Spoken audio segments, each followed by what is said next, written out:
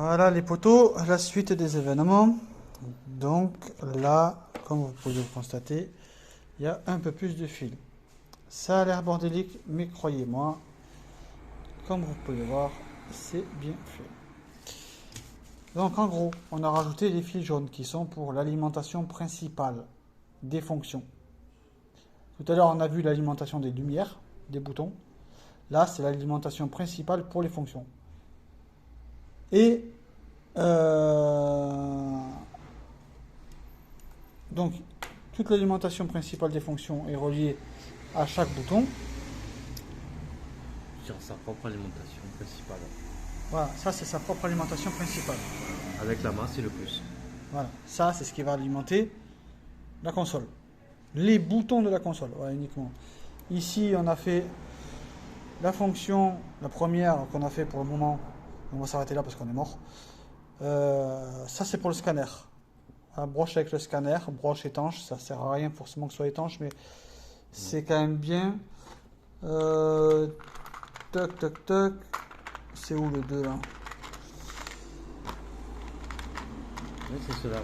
Celui-là. Là, tiens, tu peux montrer comment ça se. Là, Voilà. là, clipsé, terminé. Donc là, il y en a deux. Il y a celle-là, il y en a une autre qui est dans la voiture, mais Voilà. en fait, quand je démonterai la console centrale, si j'ai besoin, je déclipse simplement ça, Voilà. Juste ça. et voilà. Le tour est joué. Et le tour à jouer, je peux l'enlever, et ces broches-là resteront connectées sur la voiture. Voilà les poteaux. Donc là, ça nous a pris toute l'après-midi pour faire ça, on en a chié. Mais surtout que là, en plus, on a gagné en câblage.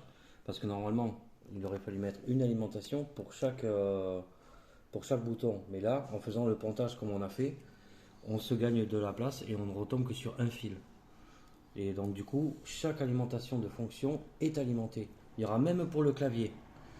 Pour le clavier qui vient juste à côté. Ah, pour le Space Map voilà. qui est fonctionnel avec sur les touches, on peut appuyer, on a des fichiers MP3 ou des sons, enfin, C'est ça. tout ce qu'on veut. Hein, Et du coup, ça, c'est relié directement à l'alimentation principale de la voiture. Avec, bon, il y aura le fusil dans l'intermédiaire.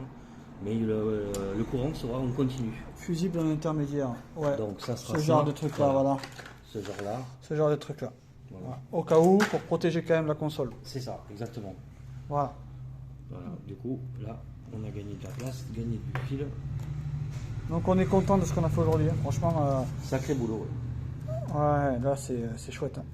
Donc je rappelle, ici le bouton, hop, là c'est pas connecté, mais quand j'appuie, ça alimente toute la console basse, L'éclairage. tout l'éclairage. Et ensuite, donc tout ça c'est éclairé. Et ensuite, chaque bouton aura une fonction qui sera demandée sur la carte relais qui elle fera le travail sur la fonction concernée. D'ailleurs, ça tombe bien parce que s'il y en a qui peuvent nous renseigner sur comment ça fonctionne exactement, parce qu'on sait que le fil d'alimentation de la fonction va arriver là, et au niveau de la sortie, c'est qui alimente et qui arrête l'alimentation. Parce que là, on ne sait pas du tout. Ouais, là c'est marqué, ouais, comme NC on.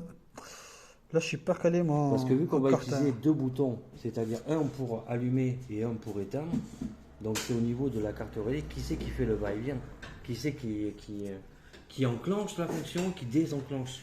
Ouais, si quelqu'un peut nous aider, ça serait Voilà, pas mal. parce que là, c'est vrai que même moi, je connais pas. Hein. Ah, ça, je vois pas comment ça fonctionne, ça. Je me suis pas encore penché dessus non plus. Enfin, voilà, ça prend tournure, les amis.